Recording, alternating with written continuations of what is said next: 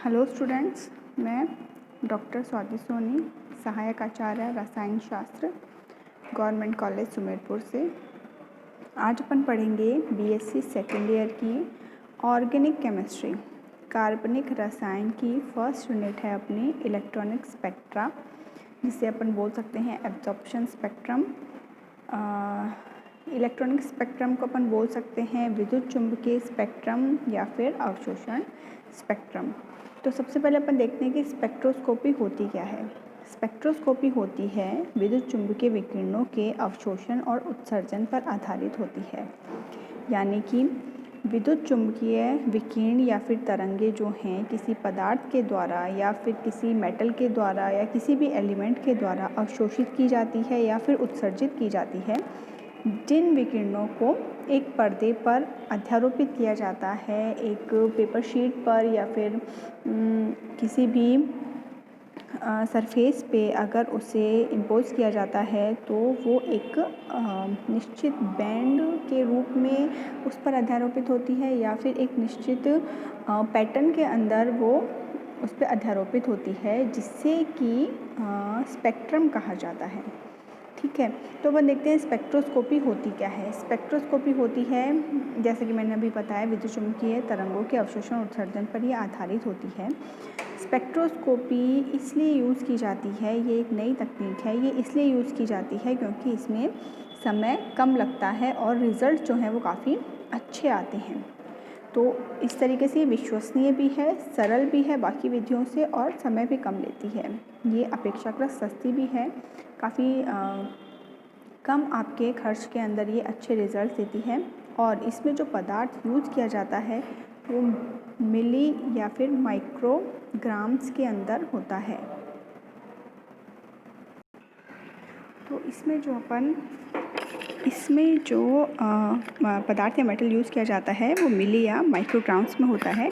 यानी कि जो पदार्थ अपन ज्ञात करना है, उसकी स्ट्रक्चर या उसकी और भी कोई प्रॉपर्टीज़ है जो हमें ज्ञात करनी है, वो अपन बहुत ही कम मात्रा में यूज़ कर सकते हैं, जिससे कि उस पदार्थ या फिर एलिमेंट या फिर मेटल जो भी है आपके उसका वेस्टेज भी नहीं होता है और वो बहुत ही कम मात्रा में अच्छे रिजल्ट्स दे पाता है। तो ये थी स्पेक्ट्रोस्कोपी की कुछ विशेषताएं।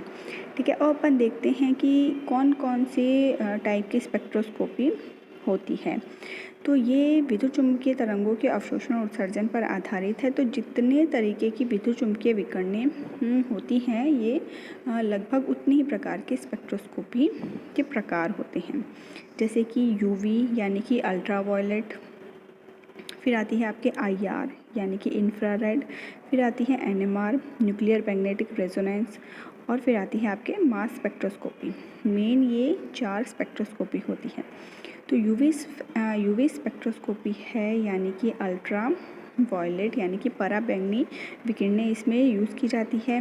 IR इंफ्रारेड इनमें होती है लाल रक्त इंफ्रारेड जो है आपके विकिरणें यूज़ की जाती है। इसी तरीके से NMR और मास स्पेक्ट्रोस्कोपी होती है, जिसके द्वारा अलग अलग इनके प्रिंसिपल्स होते हैं, अलग अलग इनके सिद्धांत होते हैं, जिसके द्वारा अपन क्या करते हैं, पदार्थों का अध्ययन किया जाता है या उनकी संरचना या फिर उनकी प्रॉपर्टीज़ का जो है अपन स्टडी करते हैं।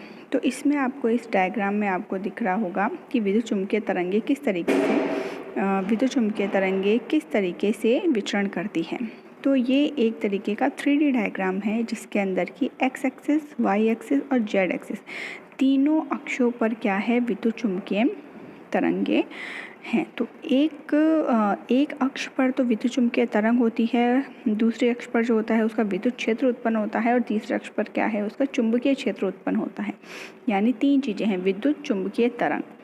ठीक है, तो तीनों के अलग अलग तल होते हैं, यानी जो विद्युत क्षेत्र होता है वो अलग तल में होता है, चुंबकीय क्षेत्र जो होता है वो अलग तल में होता है, और जो तरंग होती है वो तीसरे तल के अंदर विचरण करती है। अब अपन देखते हैं कि ये स्पेक्ट्रोस्कोपी किस तरीके से इसका सिद्धांत है, सिंपल जो एक बेसिक सिद्धांत है वो किस तरीके से।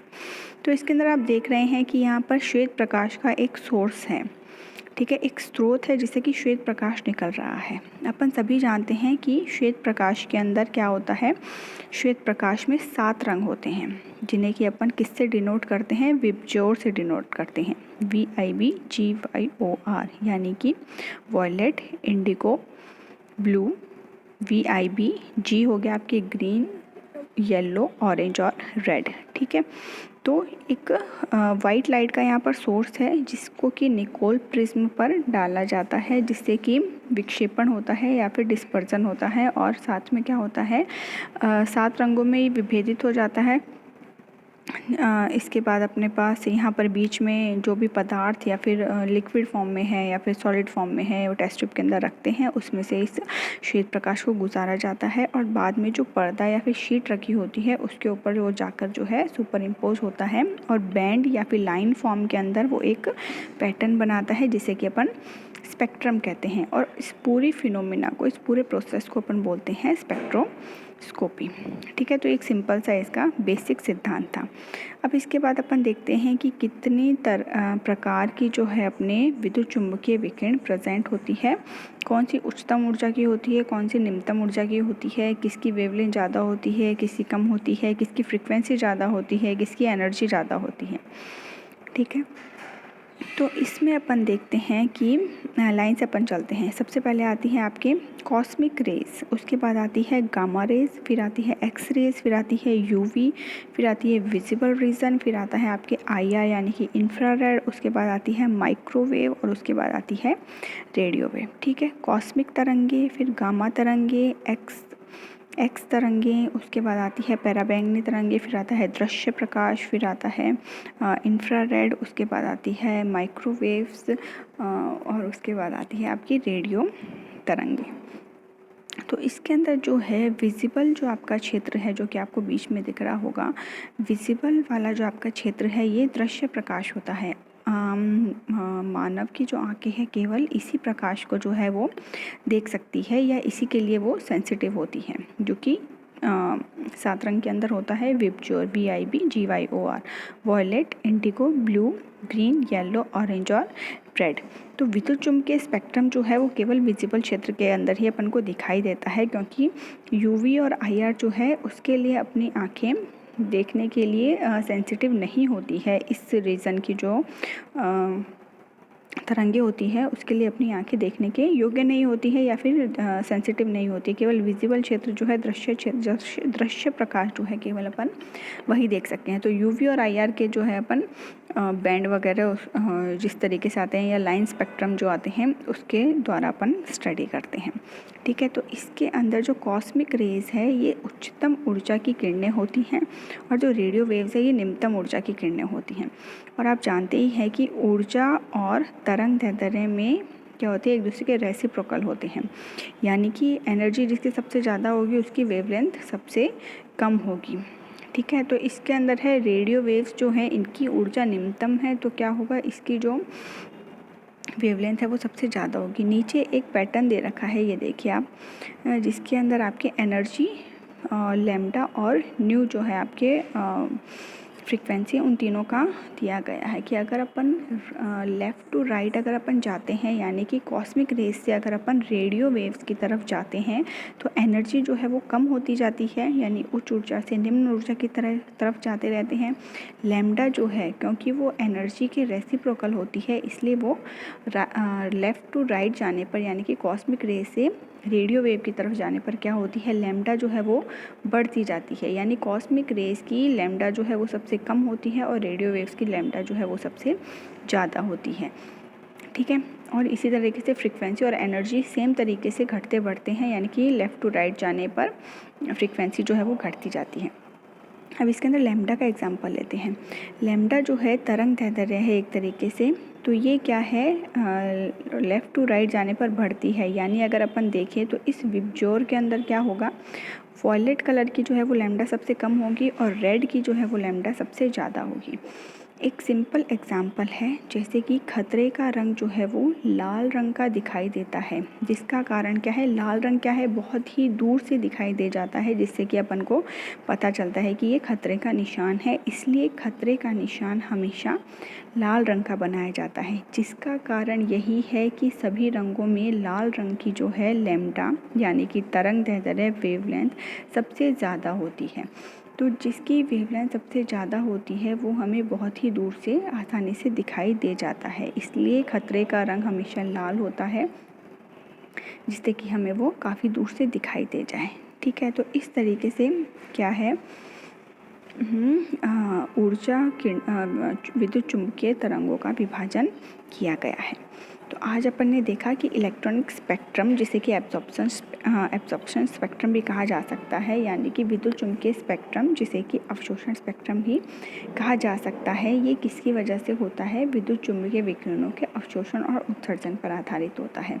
और ये किस तरीके से काम करता है, इसमें तरंग एक तल में होती है, उसके दूसरे तल में विद्युत क्षेत्र होता है उसका, और तीसरे क्षेत्र के अंदर चुंबकीय क्षेत्र होता है, यानी कि ये तीनों अक्षों के साथ कार्य करता है।